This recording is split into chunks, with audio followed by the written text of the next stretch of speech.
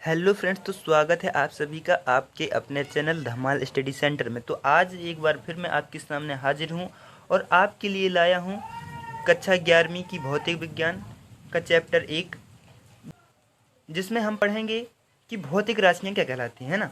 तो भौतिक राशियां क्या होती हैं और भौतिक राशियों के कितने प्रकार होते हैं, ये कितने भागों में बांटा गया भौतिक राशियों को, ये सब हम आज इस वीडियो में डिस्कस करेंगे। ठीक है, तो देखिए भौतिक राशि क्या कहलाती है। सर्वप्रथम हम यही देखते हैं कि भौतिक राशि जो है वो कहलाती क्या है, किसे कहते हैं भौतिक राशि, है ना।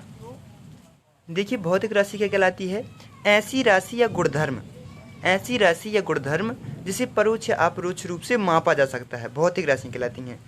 कोई भी भौतिक राशि या मतलब ऐसी राशि, कोई भी ऐसी राशि या कोई भी ऐसा गुणधर्म जिसे मापा जा सके, तौला जा सके, मापा जा सके, नापा जा सके, है ना। तो जिसको माप सकते हैं वो क्या कहलाती हैं, भौतिक राशियाँ कहलाती हैं।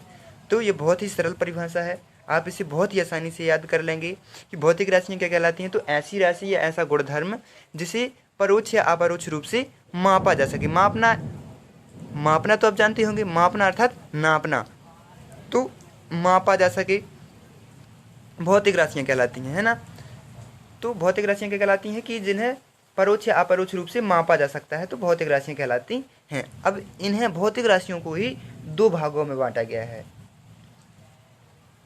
कितने भागों में बांटा गया है, दो भागों में बांटा गया है। भौतिक राशियों को ही दो भागों में बांटा गया। कौन कौन से दो भाग हैं, एक मूलभूत राशि है और एक व्युत्पन्न राशि है।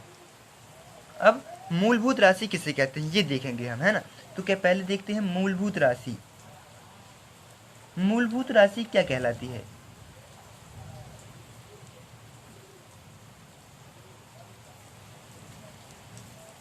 तो मूलभूत राशि या मूलभूत राशियां, यहां पर मैं मूलभूत राशियां लिख देता हूं।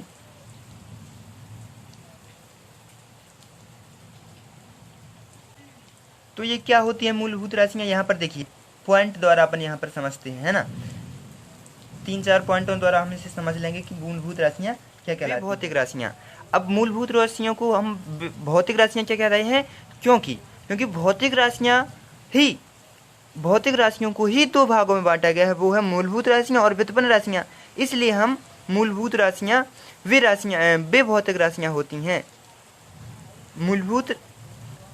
मूलभूत राशियां वे भौतिक राशियां होती हैं जो किसी अन्य राशि पर निर्भर नहीं करती हैं। यदि अभी समझ में ना आ रहा हो, देखेंगे, जब उदाहरण देखेंगे तो आप समझ जाएंगे और ये आपको याद भी हो जाएगा कि मूलभूत राशियां क्या होती हैं। तो वे भौतिक राशियां जो अन्य किसी राशि पर निर्भर नहीं करती हैं, मूलभूत राशियां कहलाती हैं।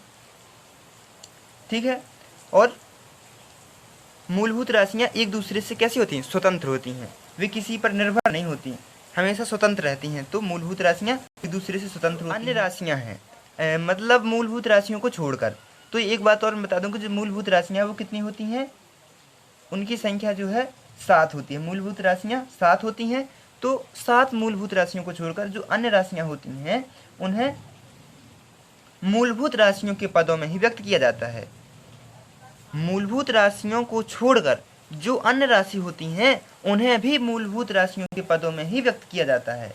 ठीक है, और मूलभूत राशियां केवल 7 हैं। शेष अन्य राशियां इन्हीं राशियों के गुणा या भाग से व्युत्पन्न की जाती हैं। जो मूलभूत राशियां हैं वो केवल 7 हैं और जो अन्य राशियां होती हैं वो इन्हीं मूलभूत राशियों के गुणा या भाग से उत्पन्न होती हैं या व्युत्पन्न की जाती हैं। तो यहाँ पर हम 7 मूलभूत राशियों को देख लेते हैं कि वे कौन कौन सी मूलभूत राशियां हैं, है ना। तो यहाँ पर हम लिख लेते हैं मूलभूत राशियां। मूलभूत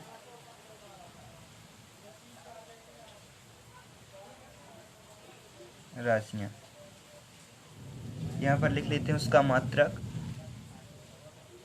और यहाँ पर लिख लेते हैं उसका चिन्ह। तो पहली मूलभूत राशि क्या है, पहली मूलभूत राशि लंबाई है। ठीक है, पहली मूलभूत राशि किसे कौन सी है, लंबाई। और इसका मात्रक क्या होता है, मीटर होता है। और इसका चिन्ह क्या होता है, एम से दर्शाते हैं, है ना।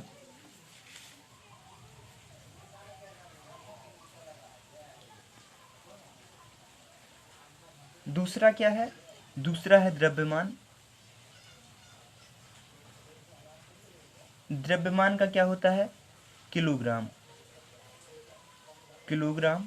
द्रव्यमान का जो मात्रक होता है वो क्या होता है? किलोग्राम होता है। और इसे कैसे दर्शाते हैं? केजी। तीसरा है ताप। ताप को किससे दर्शाते हैं? केल्विन से। ताप का जो मात्रक होता है वो क्या होता है? केल्विन होता है। और केल्विन को दर्शाते कैसे हैं? के से। चौथा है समय। समय का मात्रक क्या होता है? समय का मात्रक सभी को पता होगा, सेकेंड होता है ना। और इसको दर्शाते कैसे हैं? एस से दर्शाते हैं। और पांचवा है विद्युत धारा। विद्युत धारा। तो विद्युत धारा को कैसे मात्रक क्या होता है विद्युत धारा का? एम्पियर। विद्युत धारा का मात्रक होता है एम्पियर। और इसे दर्शाते हैं कैसे? ए से। और छठवां है ज्योति तीव्रता। ज्योति तीव्रता। ज्योति तीव्रता का मात्रक क्या होता है? कैंडेला होता है ना। ज्योति तीव्रता का मात्रक होता है कैंडेला। और इसे दर्शाते हैं कैसे? सी डी से। और सातवीं मूलभूत राशि है पदार्थ की मात्रा। पदार्थ की मात्रा। तो इसका मात्रक क्या होता है? इसका मात्रक होता है मोल। पदार्थ की मात्रा का मात्रक होता है मोल। और इसे दर्शाते हैं MOL से। ठीक है। तो यहाँ पर ये 7 मूलभूत राशियाँ हैं। कौन कौन सी हैं राशियाँ? लंबाई। लंबाई का मात्रक होता है मीटर और चिन्ह होता है m। दूसरा है द्रव्यमान। द्रव्यमान का मात्रक होता है किलोग्राम और चिन्ह होता है केजी। तीसरा है ताप। ताप का होता है केल्विन और केल्विन को का चिन्ह होता है के। समय। समय का मात्रक होता है सेकेंड और चिन्ह है एस। विद्युत धारा का मात्रक होता है एम्पियर और चिन्ह है ए। ज्योति तीव्रता का मात्रक है कैंडेला और चिन्ह है CD। और पदार्थ की मात्रा का मात्रक है मोल और चिन्ह है MOL या मोल।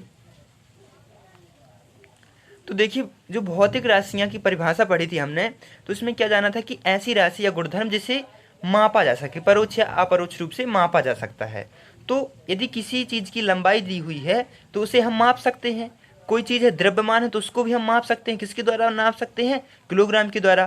ताप है, ताप को भी माप सकते हैं। किसके द्वारा? केल्विन के द्वारा। समय को भी माप सकते हैं सेकंड के द्वारा, है ना। तो भौतिक राशि आप समझ चुके होंगे कि भौतिक राशि जिसको मापा जा सकता है वो भौतिक राशि कहलाती है। लंबाई को मापा जा सकता है, द्रव्यमान को मापा जा सकता है, ताप को मापा जा सकता है। अब मूलभूत राशियां अन्य किसी राशि पर निर्भर नहीं होती हैं। मूलभूत राशियां कहलाती हैं कि वे भौतिक राशियां जो किसी अन्य राशि पर निर्भर नहीं होती। तो जैसे लंबाई है, लंबाई का मात्रक होता है मीटर। अब इसमें किसी और दूसरी राशि पर निर्भर नहीं है। ठीक है, स्वतंत्र है बिल्कुल। द्रव्यमान का मात्रक है किलोग्राम, ये भी बिल्कुल स्वतंत्र है।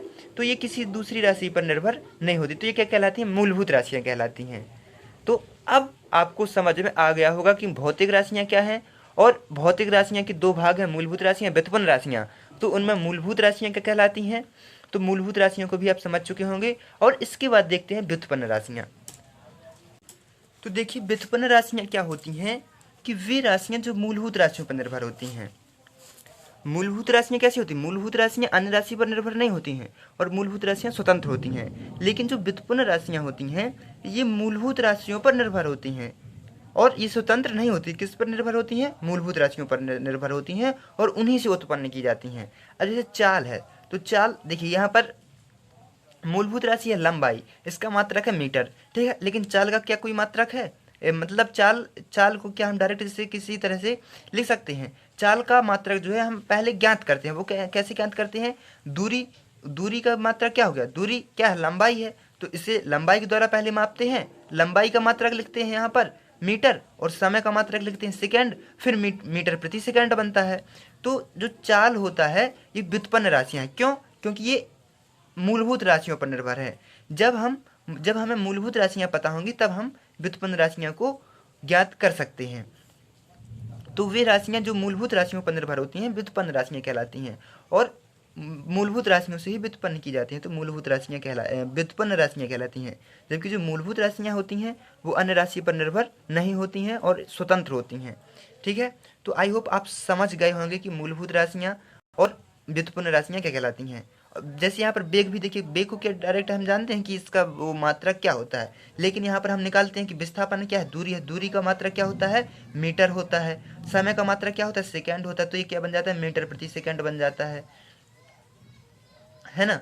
और यहाँ पर ऐसे चाल है, चाल चाल बराबर दूरी बटे समय, तो चाल का क्या मात्रक आपको पता है, लेकिन इसे हम ज्ञात करते हैं। ज्ञात कैसे करते हैं, मूलभूत राशियों पर निर्भर करते हैं। दूरी, दूरी क्या है, मूलभूत राशि है, दूरी लंबाई से नापेंगे, लंबाई क्या मूलभूत राशि है, तो लंबाई यहाँ पर m आएगा, समय है s, तो ये बन जाएगा मीटर प्रति सेकेंड। तो इस प्रकार आप भौतिक राशि समझ चुके होंगे और मूलभूत राशियाँ और व्युत्पन्न राशियाँ भी समझ चुके होंगे। आई होप आपको वीडियो अच्छा लगा होगा। यदि वीडियो अच्छा लगा हो तो वीडियो को लाइक कीजिए, शेयर और हमारे चैनल को सब्सक्राइब कीजिए, ताकि हमारी आने वाली अगली हर वीडियो आप तक बड़ी आसानी से पहुँच सके। इसी के साथ बस इतना ही, धन्यवाद।